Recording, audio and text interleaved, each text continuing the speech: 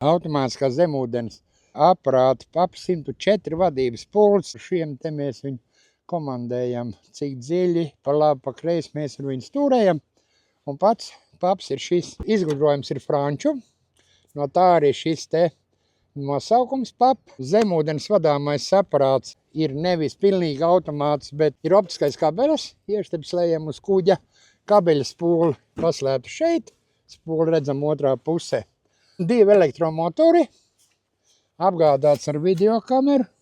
Redzam, ja? Kā man jūrnieki teica, kad 20 līdz 30 metru dziļumā un tā līdz 1000 metru mēs viņu varam tādā prātīgā režīmā bez nepārtraukts apgaismošanas, tad mēs varam, tā kāds pāris stundas, 2-3, tad ir tas optimālais laiks.